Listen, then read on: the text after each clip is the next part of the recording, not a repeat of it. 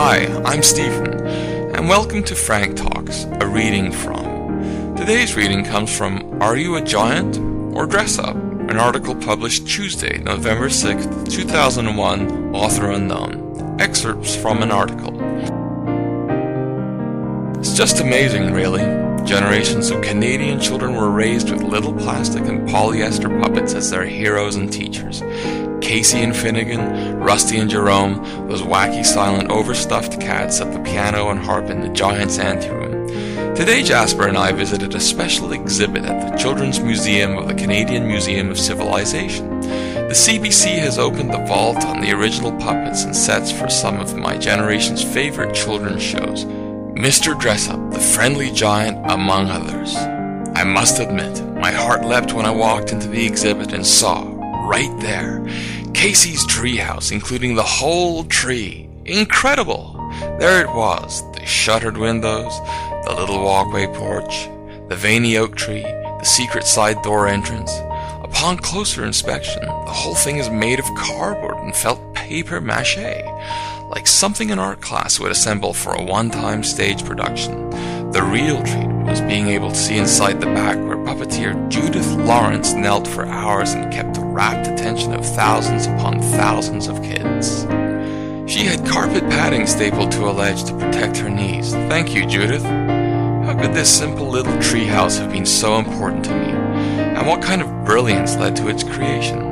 There were no wild combat creatures on Mr. Dressup, and no Pokemon-style fantasy, aside from what came out of the tickle trunk or from Ernie Coombs' pen. And now you have to admit, the Casey Finnegan tag team was a strange one.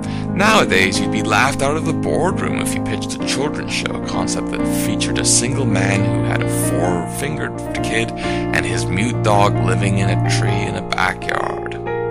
These shows just would not be produced today. That's a shame. I want Jasper to get to know and love my dear plastic and polyester friends.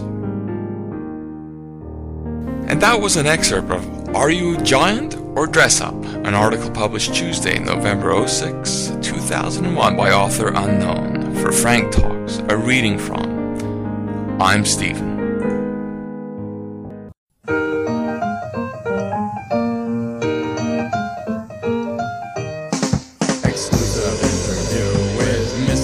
Dressup, exclusive interview with Mr. Dressup, exclusive Hello, how are you? Mr. I'm fine. Dressup, exclusive interview with Mr. Dressup. Sit down, make yourself comfortable. You're listening to Frank Talks, Pleasures and Lifestyles, and I'm Frank because I have to be. Today's show, we're going to do something a little bit different. We're going to abandon our regular Frank Talks format and present an interview that was done even before this show existed. It's an interview I did with Mr. Ernie Coombs, known to Canada as Mr. Dressup. At the time, I was a graduate student in the communications department of McGill University, and as part of my thesis, I got to meet with and interview Ernie Coombs. I'm going to read you now the dedication page of my thesis.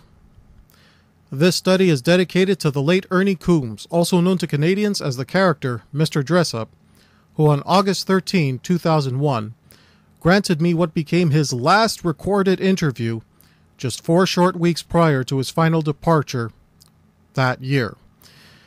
His untimely passing has left a great emptiness for those of us who grew up learning from him, and for those of us who got to meet with him, even if only for a brief time. Ernie Coombs had a way of touching people of all ages, deep inside each of us, in that special place where we cherish our most pleasant memories. That place of new possibilities, new learning experiences, that place where we find our connection with the people and world around us. His gift of being able to magically connect with everyone who knew him, or of him, was also the lesson he taught others to share with one another. When looking to achieve greatness in children's television, it is Mr. Dressup that has set the standard to strive for. This study is dedicated to his legacy, and for anybody who ever set out to achieve a big fat idea. As I just read to you, this is his last official recorded interview, and we're going to present segments from that interview. that won't have a very linear flow to it. I only included elements here that I thought would be of interest to listeners, as many of the questions were related to my thesis topic at the time. Nonetheless, I thought that a tribute show to Ernie Coombs, Mr. Dressup, would be the right thing to do. Let's go to that interview now. I do remember watching some later episodes where one of the newer puppet characters was referring to you as Dad. Is that correct, or is that just my imagination? I think it was your imagination. They never refer to you as Dad? No. They always refer to you as Mr. Dressup? Yeah. Okay, I just remember seeing a puppet character that referred... Well... Unless we were playing, doing a little make-believe story, and I was supposed to be the dad. That might have been it, because I only had caught a glimpse. Yeah. Okay. No, because it was always Mr. Dressup. And it was always kind of odd. We'd have guests on the show, and they would call me Mr. Dressup, and I'd call them by their first name. I was kind of like that.